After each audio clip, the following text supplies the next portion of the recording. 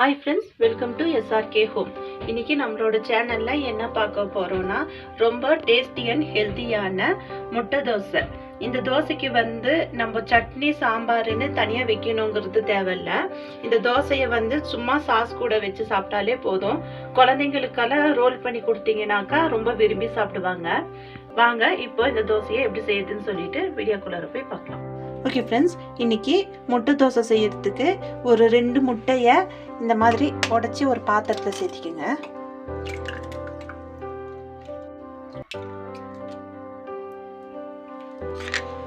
அடுத்து இதில் கொஞ்சமாக வெங்காயத்தை இந்த மாதிரி சின்ன சின்னதாக கட் பண்ணிவிட்டு அதுவும் இது கூட சேர்த்திக்கோங்க. ஒரு பச்சை மிளகாவை இந்த மாதிரி சின்னதாக கட் பண்ணிவிட்டு அதுவும் இது கூட சேர்த்திக்கோங்க. கொஞ்சமாக கொத்தமல்லி, கொஞ்சமா சால்ட்டு, ஒரு 1/4 ஸ்பூன் பெப்பர் தூள். இதை நல்லா இந்த மாதிரி பிளெண்ட் பண்ணிக்கோங்க.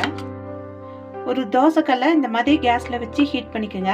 ஹீட் பண்ணிட்டு அதுல கொஞ்சமா ஆயில் போட்டு கிரீஸ் பண்ணிக்கோங்க. அடுத்து ஒரு கரண்டி மாவு எடுத்து தோசை ஊற்றிடலாம். அடுத்து நம்ம பீட் பண்ணி வச்ச எக்கு,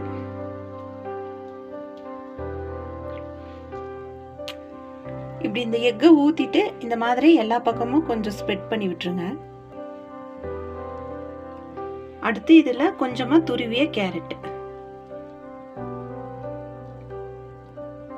இதுக்கு மேல கொஞ்சமா பெப்பர் தூவிக்குங்க.